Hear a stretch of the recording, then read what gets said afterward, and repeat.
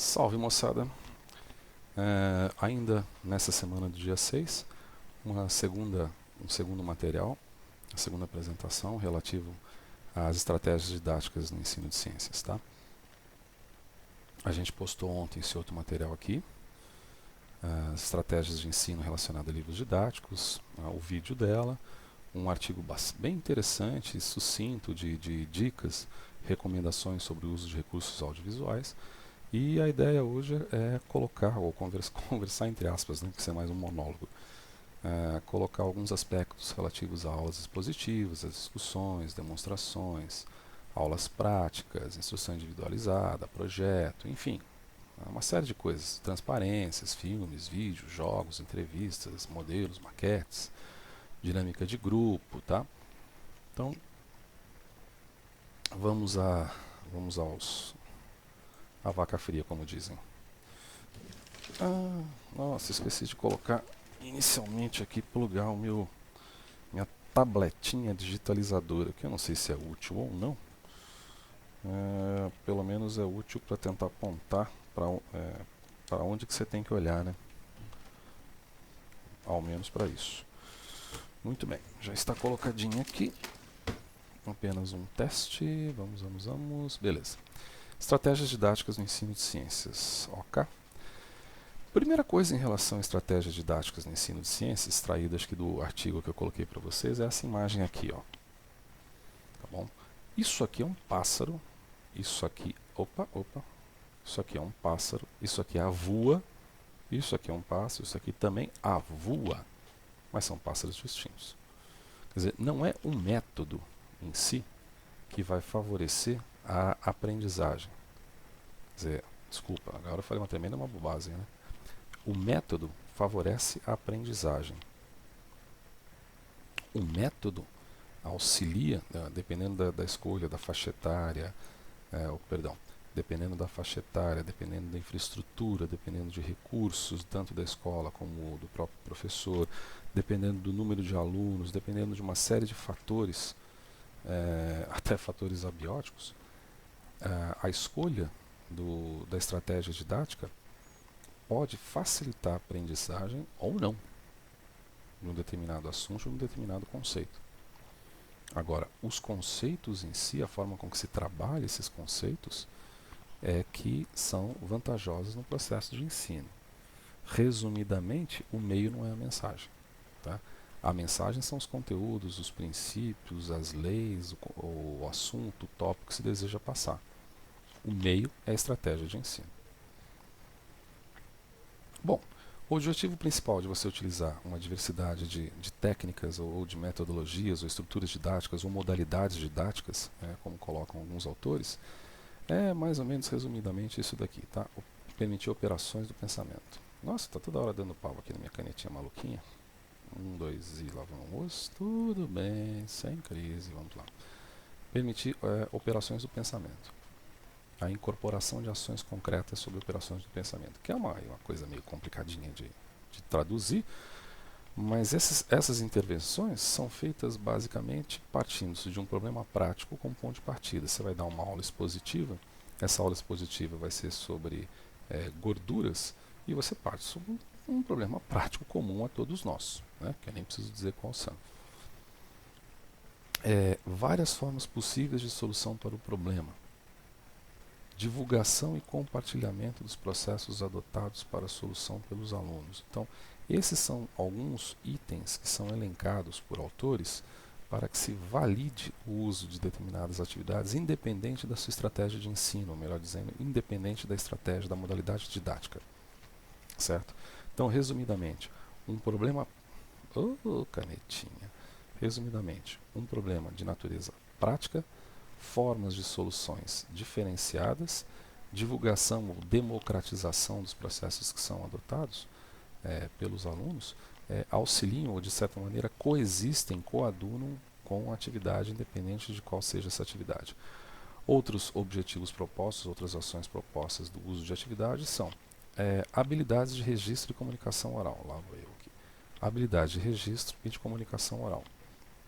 Ou seja, de comunicação, que pode ser oral, que pode ser escrita, que pode ser visual, quer dizer, a construção de um gráfico é visual, a redação de um texto ou de um relatório, é escrita, a discussão de um determinado assunto, pode ser oral, e aí vai implicar em diversas modalidades.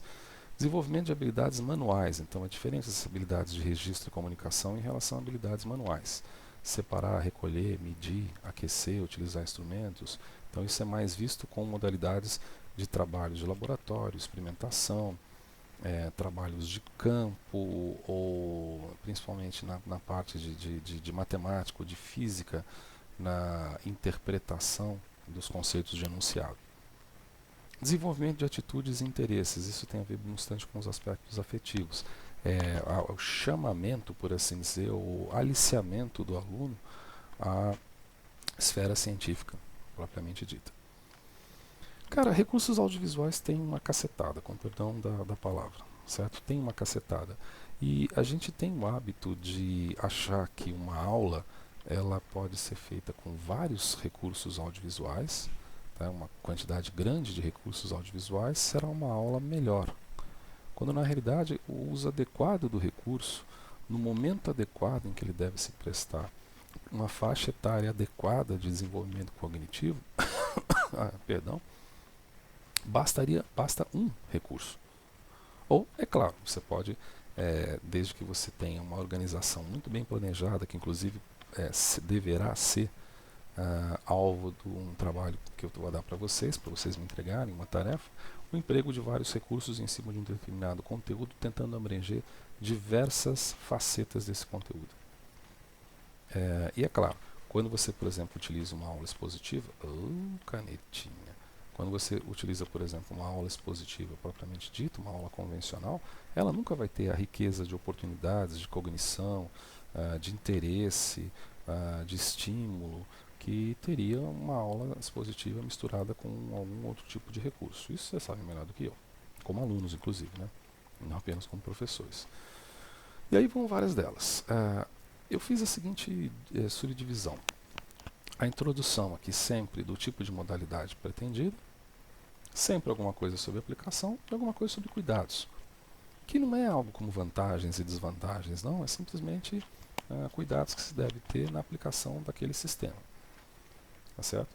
Por exemplo, o quadro negro, né, o uso do quadro negro, assim como o uso da aula expositiva. O quadro negro é extremamente barato, toda sala de aula vai ter um quadro negro. Então já tem um aspecto econômico default, né, por definição. Qualquer sala de aula tem um quadro negro. Quando o quadro não é negro, o quadro é branco ou verde. Mas o que importa é que tem um quadro para anotações, dos quais minimamente o emprego de carbonato de cálcio na forma de giz é suficiente para você traçar uma aula.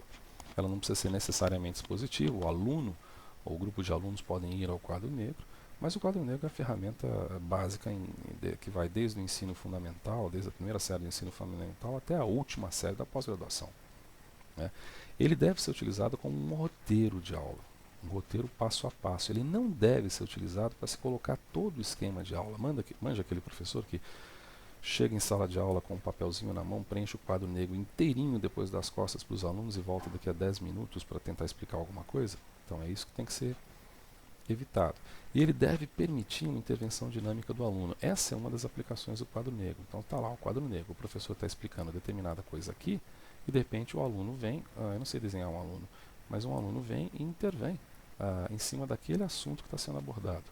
Então não há especificamente um contínuo de informações que se prossegue com um ou outro esquema didático, como vídeo, por exemplo, em que você tem as informações sendo continuadas a menos que haja interferência docente.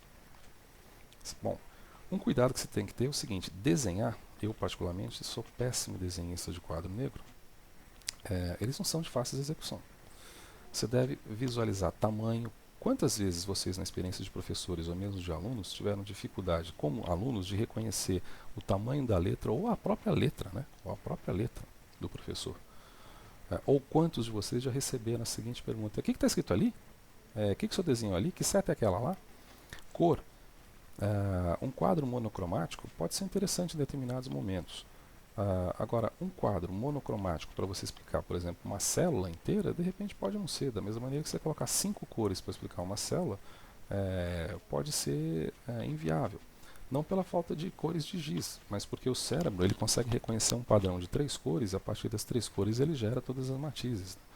Se você começa a colocar muita cor, a diferença entre elas fica pequena e o que se quer fazer, observar, também fica pequeno. Tem uns livros interessantes, umas obras interessantes sobre como que o cérebro trabalha apreendendo informações, apreendendo com aprender, de apreensão, determinadas informações. O tamanho também é importante, quer dizer, é curioso quando você desenha no quadro, por exemplo, você vai fazer um gráfico, tá? Esse gráfico ele pode ser assim, ou esse gráfico pode ser assim, ou você pode fazer, o que eu quero chamar a atenção dependendo da área ocupada por esse gráfico, a informação do aluno pode ser diferente. Isso aqui está super rápido, isso aqui está super lento. Mas isso aqui pode estar numa escala, isso aqui pode estar numa outra. Escalas passam a ser bem importantes. E o tempo de execução, que na realidade é algo que surge em outras tantas modalidades. Tá? Slides, transparências, né, os chamados diapositivos, né? Canetinha vagaba. Os chamados diapositivos, eles devem ser aplicados para sistemas ou para imagens complexas. Isso pode envolver fotografia. Você não vai desenhar no quadro uma fotografia, uma figura complexa, por exemplo. Um gráfico. Gráfico simples, sim. Gráficos quando você quer mostrar qualitativamente ou chamar atenção qualitativamente para uma determinada situação. Tabelas muito detalhadas, você não vai ficar preenchendo no quadro, a não ser que essas tabelas sejam criadas a partir de resultados que, por ventura, vieram de experimentação fundamentalmente vinda dos próprios alunos. Os alunos fazem um experimento, esse experimento leva resultados, esses resultados são colocados em tabelas no quadro negro. Aí sim é chique, no último, como dizem. Não é tanto das ciências, mas equações muito extensas podem utilizar esse recurso, desde que sejam imprescindíveis ao conteúdo. Superposição de figuras ao longo da aula. Não sei se você já viu aqueles apresentações de seminário ou aulas em que uma primeira imagem tem alguma coisinha assim, o professor aperta um page down ali no computador, ou então troca a transparência, isso aqui se transforma num outro negocinho, aí coloca uma transparência em cima e aí vai formando determinadas figuras. Explica por si só essas figuras, esse esquema de figuras superpostas, né? Esquemas de aula passo a passo. Cuidado! O esquema não pode ser totalmente oferecido. Esse é um pouco de sacanagem, porque assim, transparência não é barata. E na maior parte das vezes ela é adquirida do bolso do professor. Então, se você usar 10 transparências para explicar um determinado conteúdo, não vai sair barato. Só que você não pode utilizar uma transparência para explicar uma grande quantidade de informações. Desenhos pelo professor, o mesmo risco do quadro negro. É o mesmo risco do quadro negro. Eles podem confundir. Eu mesmo sou autor de algumas transparências bacanas que confundiram muito mais do que auxiliaram. Eles podem confundir ao invés de ajudar o aluno na aprendizagem. Tem que se lembrar que qualquer transparência ou slide é uma representação bidimensional. Você mostrar um vídeo é uma coisa, você mostrar uma simulação para o computador é uma outra coisa. Você mostra uma mitocôndria, vou colocar na minha área de bioquímica, você mostra uma mitocôndria lá, desenhada que seja assim, é uma coisa. Você mostrar ela em 3 dimensões, eu não vou desenhar uma mitocôndria em 3 dimensões, porque eu não tenho capacidade para isso. Vista em um sistema de simulação, data show, algo assim, como a gente vai ver na semana que vem, é diferente. Tá? E depende também da faixa etária. Do sensório motor ao cognitivo concreto, etc., a informação que é apreendida numa transparência, ela é diferente. Certo? Existe um hábito também meio feio de se apresentar as transparências ou se apresentar o slide depois que se deu a aula teórica. E isso tem que ser evitado. E evitar também o excesso de informação. Já que a transparência é cara, então eu vou escrever um monte de coisa nela. Errado. E o excesso das próprias transparências, o excesso dos próprios slides, porque isso torna cansativo qualquer apresentação. Inclusive, essa aqui que eu vos coloco aqui, mas que você pode perceber aqui, ó, que vai até a número 20, não a número 80. Então não vai ser tão chato assim, vai. Bom, em relação a filme. Filmes, existem formas concretas, e formas corretas e formas não tão corretas assim, de se utilizar filmes como ferramentas de ensino. Tá? Uma coisa bacana em relação a filmes é que ele tem um apelo emocional muito significativo. Qualquer filme que você coloca tem um apelo emocional muito significativo e prende atenção como prende atenção num momento de lazer. Certo? Ele altera a rotina. Óbvio, você coloca um filme, você apaga a luz, você fecha a janela, você puxa a cortina, os alunos mexem na carteira, o conteúdo colocado no filme, ainda que o aluno tenha que se aperceber do filme, do conteúdo que vai ser colocado ali, isso altera a rotina. Aliás, esse é um dos cuidados que você deve ter. Um direcionamento do professor antes de passar esse filme para aquilo que se deseja ser colocado no filme. Preferencialmente, se possível, a edição do filme. Você pega um filme que dura meia hora para passar numa aula de 40, 50 minutos, você vai perder o conteúdo essencial que se deve ser extraído pelo aluno a partir desse filme. Certo? Bom, ele é útil também para mostrar fenômenos que são complexos, simulações ou representações de experimentos impossíveis de se fazer, de alta tecnologia, mostrar fenômenos físicos complicados, como aqueles fenômenos que a gente vê só à luz de câmeras estroboscópicas, etc. Tá certo? É uma ponte conceitual.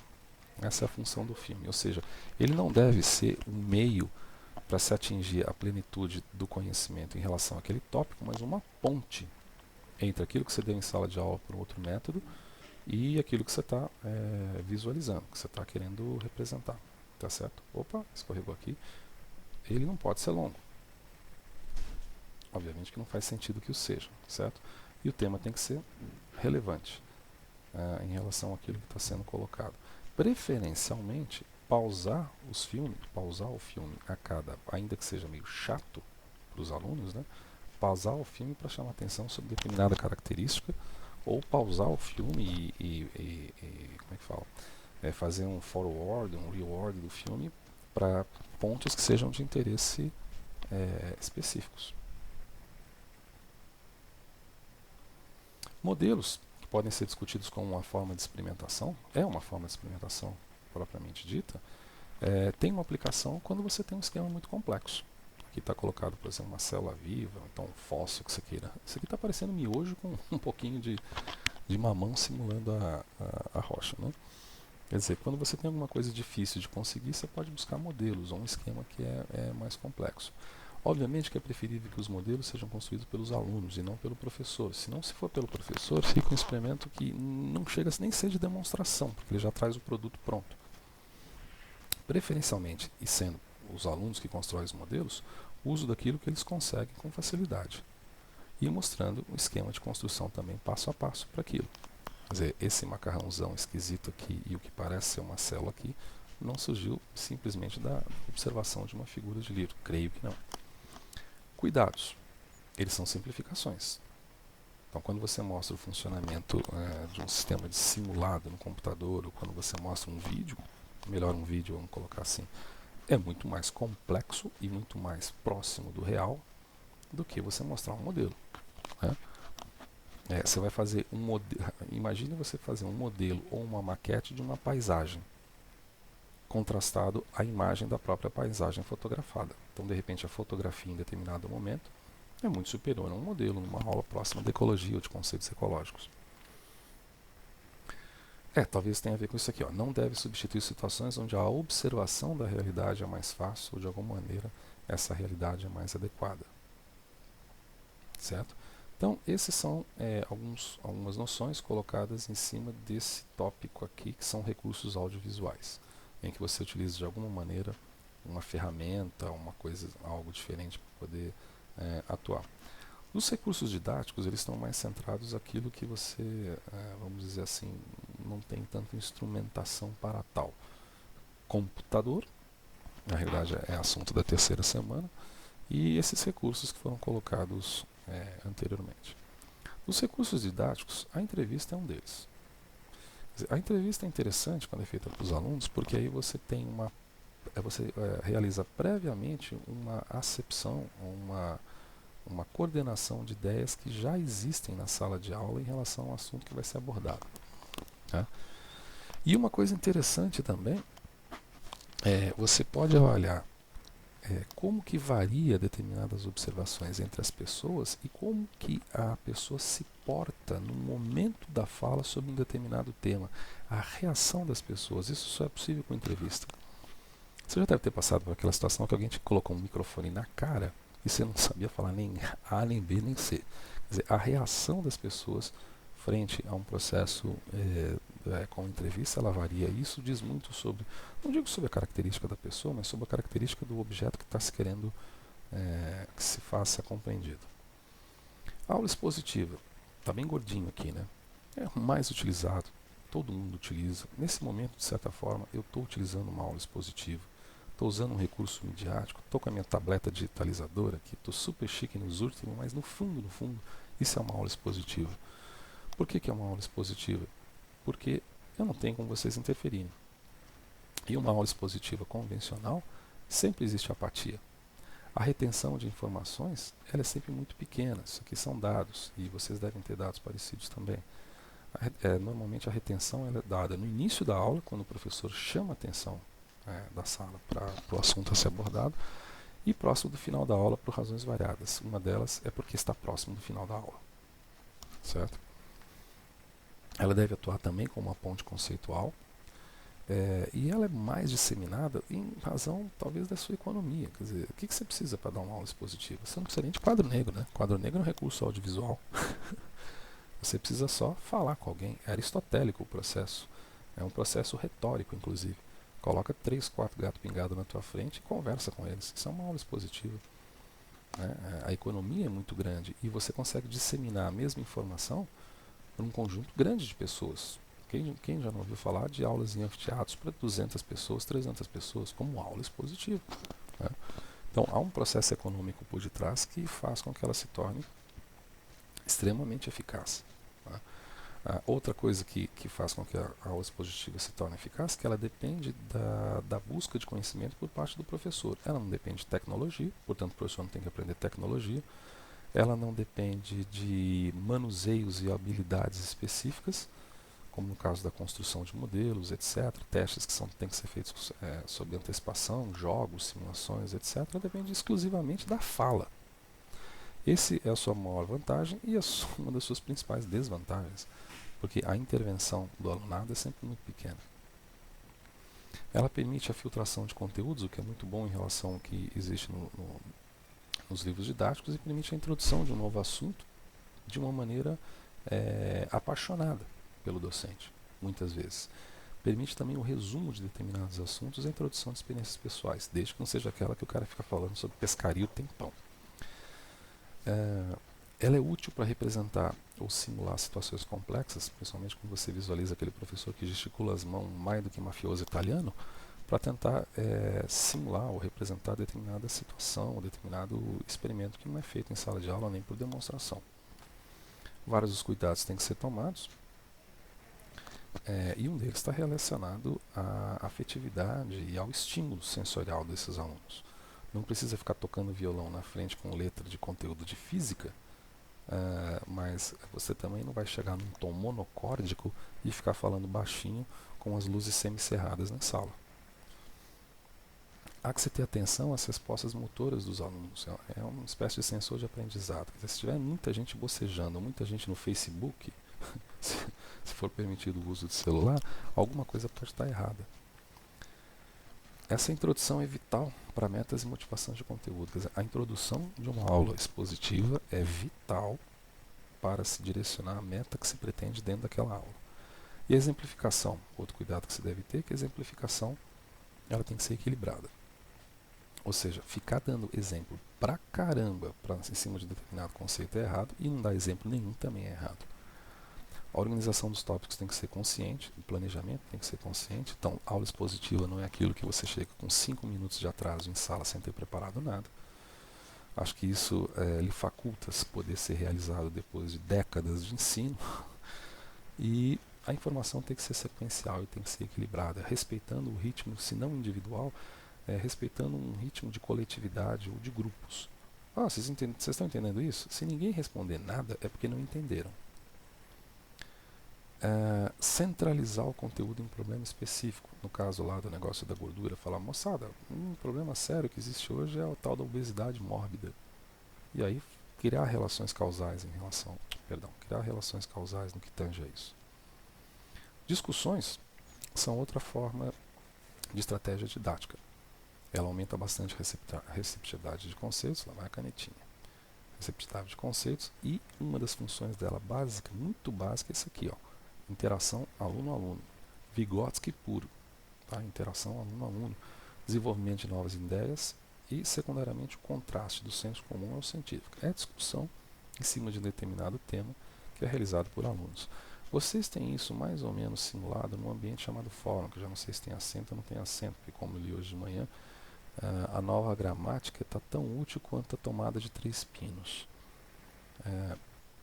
O fórum que vocês têm é uma simulação de discussão, ainda que seja uma simulação meio tímida. Ela pode ser utilizada como um recurso, e a gente vai ver isso na semana seguinte. O fórum e o próprio Moodle, utilizado como um recurso no ensino fundamental de ciências, mas com alguns vieses, né? Você não tem uma discussão, por exemplo, acalorada entre os alunos, não tem em tempo real. A interferência do professor tem que ser equilibrada nas discussões, porque só ele ficar falando vira uma aula expositiva. Se ele não falar nada, todo mundo briga entre si, ninguém chega a conclusão nenhuma. E há que se acompanhar os mecanismos que os alunos utilizam para o resultado final, porque eles devem estar errados. Na lógica vygotskyniana, o parceiro mais capaz tem que estar sempre presente, encaminhando, direcionando aquele tipo de atividade, certo? E tem que ser plausível. Não adianta colocar um problema de fissão nuclear para alunos da segunda série do fundamental. Com relação à metodologia de seminários, estratégia de seminários, ela pode ser utilizada porque ela está além do livro didático. Você coloca ali alguma coisa sobre um artigo científico em português, ou uma notícia de jornal que saiu e tem que ser explorada sobre um assunto de ciência, está acima do livro didático. Perdão, acima não. Paralelo ao livro didático. Ela é utilizada quando você quer falar sobre o estado da arte. Então, no nosso exemplo lá, como é que eu falo? Intervenções para reduzir o colesterol. Tá? Estado da arte sobre determinado tópico. Pode-se usar o seminário como uma aplicação prática, porque textos científicos que são lidos por alunos, independente da linguagem, se é inglês, se é em português, eles trazem, muitas vezes, talvez na sua imensa maioria, o estado da arte no momento que eles foram escritos. Então isso pode dar uma aplicabilidade sobre um determinado conceito de física, de química ou de biologia. Com isso você monitora também a capacidade de organização dos alunos, porque seminários são dados sempre em grupos, não é um jogral que cada um fala um pedacinho de um tema, mas cada um fala um quadro inteiro, um tópico inteiro dentro do tema. E, claro, algo de modo cognitivo emocional, treinamento para apresentação pública. Quantas vezes já não parou com a situação, estando nela ou estando como professor a partir dela, na qual tem aluno que apresenta e fala bem pra caramba, tem aluno que não apresenta de jeito nenhum, mas sabe tudo. São as inteligências distintas, né, do alunado. Cuidado, tem que se orientar esses alunos a o que se busca disso. Se você dá um texto, ótimo, o que você quer desse texto? Né? Não é simplesmente dar o texto ou deixar uma exposição livre. Apresentem alguma coisa, tema livre sobre a água. Vai dar cocôzinho. Os expositores são inexperientes. Por vezes o professor é muito inexperiente. Né? O tempo, outro cuidado é o tempo hábil para o estudo dos temas. Não adianta dar um texto para seminário uma semana antes da apresentação do seminário. Em língua inglesa isso é tão maravilhoso também quando você faz isso. E a discussão tem que ser orientada pelo professor após a exposição do tema. Quer dizer, apresentou o seminário, tem que haver discussão. Ainda que ela seja tímida, ela tem que existir. Afinal de contas, foi colocado informações científicas sobre algo que provavelmente envolve o estado da arte de um determinado assunto, uma aplicação prática, alguma coisa nesse sentido. Demonstrações são uma forma de experimentação, de elaboração experimental, só que ela é feita pelo professor. Então, normalmente ela ocorre quando você precisa de economia de tempo, porque aí você monta o material e vai para a sala de aula com o material montado. Não perde tempo ou não investe tempo montando esse material em sala de aula. Então há uma economia de tempo. Ela deve ser utilizada também quando você quer fazer um experimento que nem todo mundo pode ter todos os materiais, a não ser que sejam materiais de fácil aquisição, uma instrumentação. De repente você traz um instrumento ali, um medidor de tensão, um experimento de física que você não vai ter para todos os alunos, você vai só mostrar. A importância do conteúdo, quer dizer, para ilustrar o conteúdo, é importante um ensaio de demonstração ou um método de demonstração e para estimular o conteúdo. Imagine que o professor está lá na aula expositiva, de repente ele tira da bolsa lá ou da cartola um equipamento, coloca em cima da mesa 2 tubos de ensaio, aperta 3 botões, isso já dá aquela quebrada. Os tais dos 10 minutos de atenção, eles se transformam medianamente. Uma visualização comum sobre determinado fenômeno, então às vezes o fenômeno é complexo, é difícil de ser compreendido, E às vezes o ensaio de demonstração torna muito fácil ele ser assimilado, porque aí você vê em tempo real aquele fenômeno aparecendo, certo? E pode servir como ponto de partida de uma aula expositiva, porque ele pode estar colaborado com discussões a respeito dos resultados que foram obtidos a partir daquela demonstração. Então, essas são utilidades. Cuidados. Todo mundo tem que ver o que você está fazendo. Então, numa sala de 200, vai ficar um pouco mais difícil, a não ser que haja um sistema de data show, com o data show centrado em cima do objeto de estudo. Numa sala com 30 alunos, há que se ter cuidado.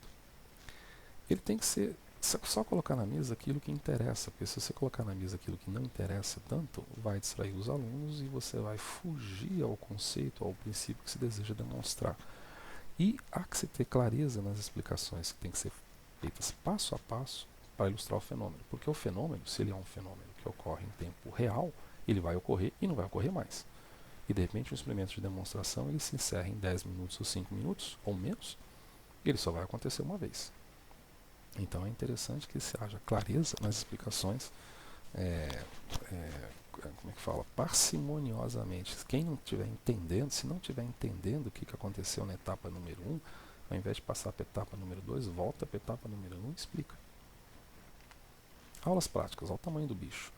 Se você for lá na ementa da disciplina de instrumentação de ensino, você vai ver que aulas práticas é a alma, acho que eu coloquei isso na outra apresentação, do conceito de instrumentação de ensino.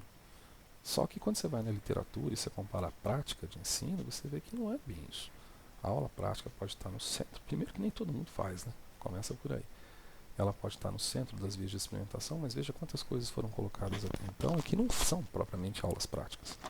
E que são instrumentos voltados ao ensino. A aplicação as mais variadas, né? O interesse, o envolvimento na investigação científica controlada, quer dizer, o que é uma investigação controlada? É aquele em que você tem lá o teu pH, ou então a temperatura, ou então o vento, ou então de alguma maneira algo que você controla variáveis, coisa que possivelmente não se reproduz sem o controle de variáveis na natureza, ou se reproduz na natureza quando essas variáveis atingem parâmetros parecidos, né? A aplicação do método científico, chamada metodologia científica, né? Formula-se uma hipótese, observa-se, coleta-se dados, verifica-se os resultados por gráficos, por tabelas, os resultados por si só, visuais, quando se trata das primeiras séries do ensino fundamental, e realiza-se análise desses dados. Isso serve da primeira série do ensino até a última série do ensino, né?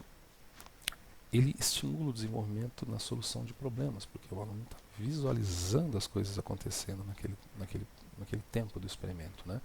Auxilia a compreensão de conceitos básicos, como outras ferramentas, simplifica a compreensão desses conceitos, aplica, desenvolve habilidades, porque você está manuseando, né?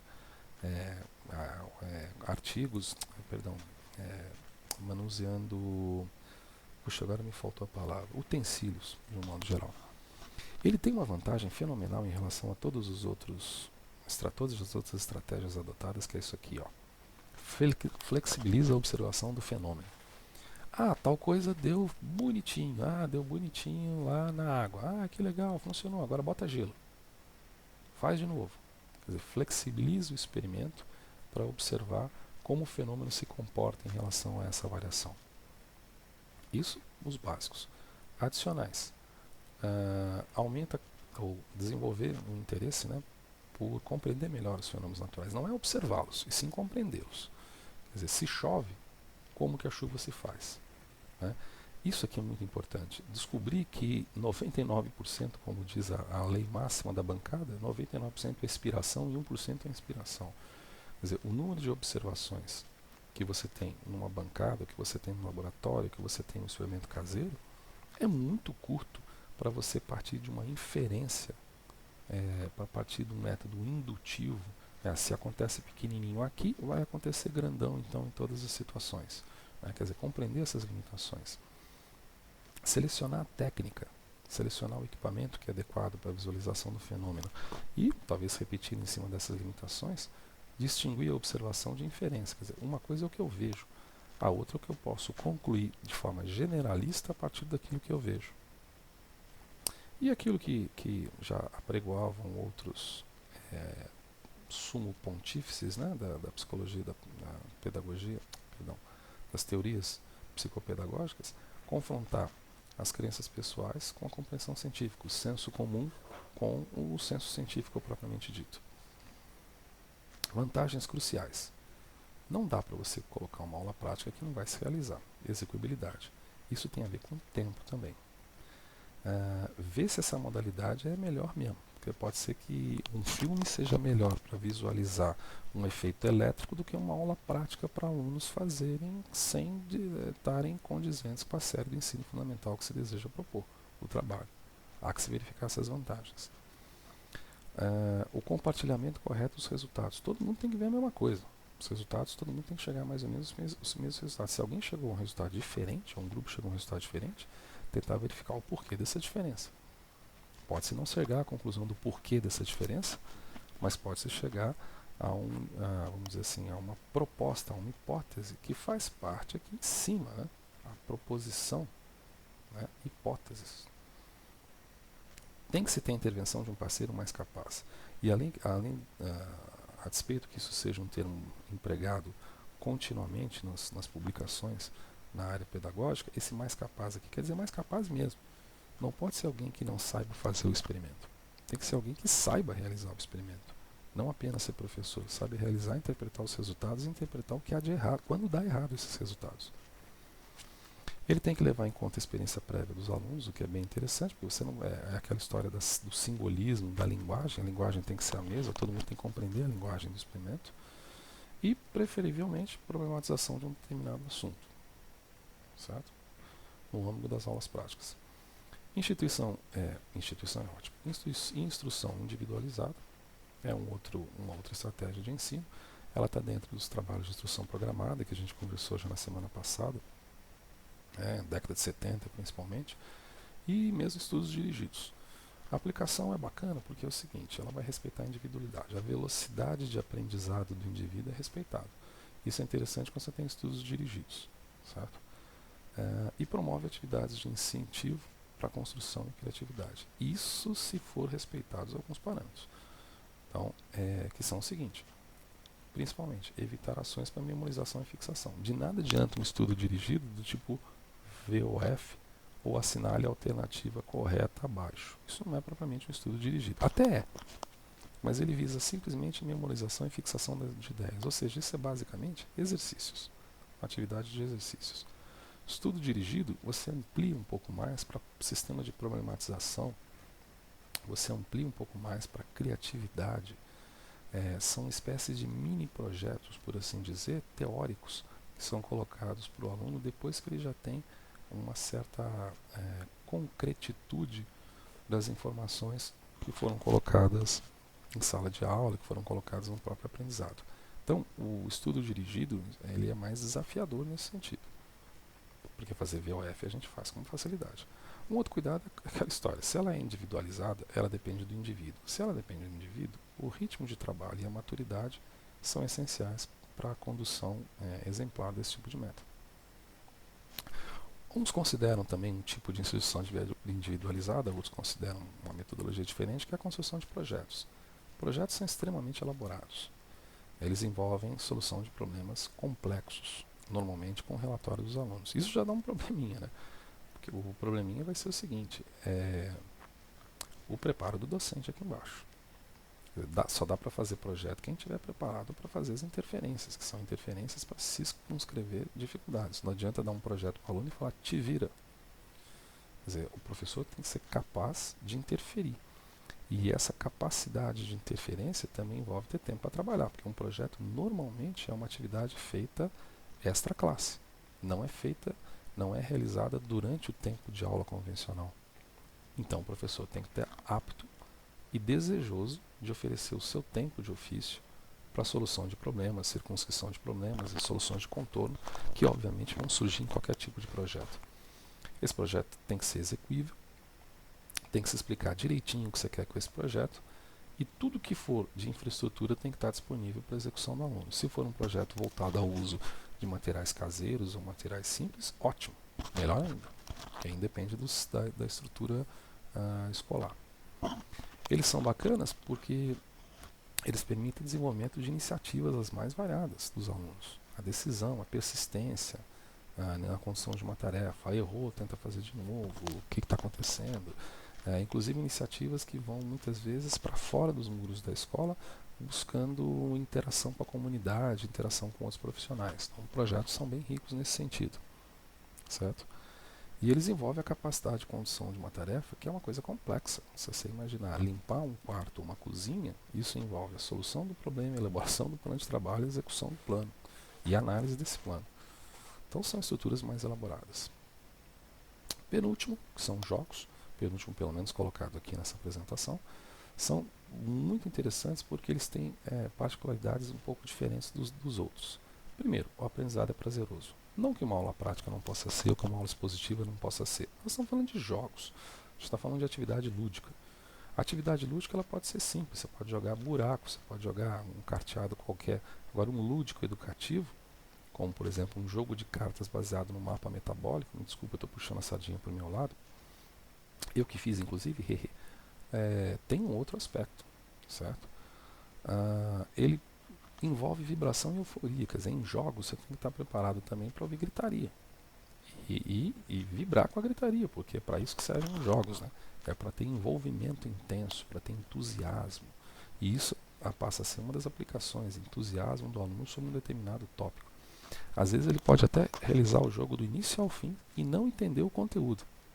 Esse é um dos problemas na construção dos jogos, quer dizer, tem que ter uma avaliação constante dessa aprendizagem. Não adianta nada montar uma coisa extremamente sofisticada, como está exemplificado aqui, não sei o nível de sofisticação, se o aluno não entender cada coisinha que ele está colocando, que vai representar em cada aluno. De repente o papel dele é só ter colocado. Essa é uma diferença da adequação de faixa etária, jogos sensórios motores, né? Aqueles que são feitos até mais ou menos 2, 3 anos de idade. Quer dizer, a criança só vai e coloca as coisas, ela nem tem ideia do que é ganhar e perder. No simbólico já existe a noção do ganhar e perder. E na regra já existe o ganhar e perder utilizando estratégias, que é bem chique-hererê, né? Jogos são difíceis porque eles necessitam de uma organização prévia também, uma descrição prévia, as instruções específicas, não é uma coisa simples de fazer. Mas eles são bacanas porque eles, além daquelas aplicações mencionadas, a participação coletiva e atitudes sociais, que também tem a ver com vibração e euforia. A comunicação aluno-aluno, né? E podem ser utilizados fora do espaço escolar. Essa é uma grande vantagem também. Isso tem a ver com as atividades em espaços não formais de que trata a nossa última semana. E por fim, mapas conceituais, que acredito que vocês possam ter realizado durante o curso como alunos do ensino de graduação, ensino superior, mas que podem muito bem ser utilizados no ensino fundamental, como tirar essa imagem aqui a partir de uma dissertação em cima de mapas conceituais aplicados no ensino fundamental. Eles não necessariamente precisam utilizar computador. Podem utilizar computador, mas não necessariamente precisam utilizar computador. E eles têm um outro cuidado fundamental, que é a intervenção uma intervenção significativa que deve ser feita dentro daqueles conceitos de Ausubel, para que se evitar os conceitos ou conexões erradas do aprendizado significativo, que tem muito a ver com o aprendizado significativo de Ausubel, né? A aplicação. Você faz uma sistematização de conceitos todos, certo? Você permite a identificação de conceitos que ficaram mal compreendidos. Aí vem a intervenção do professor. E ele mapeia um processo de aprendizagem de uma forma lúdica, porque construir isso aqui, venhamos e convenhamos, pode dar trabalho, mas talvez seja mais divertido do que outros tipos de técnicas empregadas, né? Vital das vantagens ou da aplicação é a síntese de temas que podem ser complexos e a integração das partes de um conteúdo. Quer dizer, do todo. Você integra as partes num todo global, permitindo a compreensão desse global com significado, certo? Do tema que está sendo abordado. Permite a visualização das relações entre os tópicos. Quer dizer, uma das coisas que são mais terríveis no ensino é quando você dá um tópico, depois dá outro tópico, depois outro tópico, depois aplica a prova aqui, né? Para o aluno, a prova tem a ver com esse tópico, com esse tópico, com esse tópico. A prova não tem a ver com a interligação entre os tópicos. E interligação ordenada dos conceitos. Não é só interligar os conceitos, mas interligar em forma, às vezes, até hierárquica. desses conceitos, certo? Então, esses são postulados aí em alguns, talvez em meia hora de apresentação, creio eu, alguns recursos utilizados e que dizem respeito a estratégias didáticas no ensino de ciências, como as abordadas brevemente aqui, tá bom? O próximo material que a gente vai passar para a semana que vem, estratégias didáticas digitais no ensino de ciências, certo? Ok, nesse sentido, um bom feriado para todo mundo e até breve.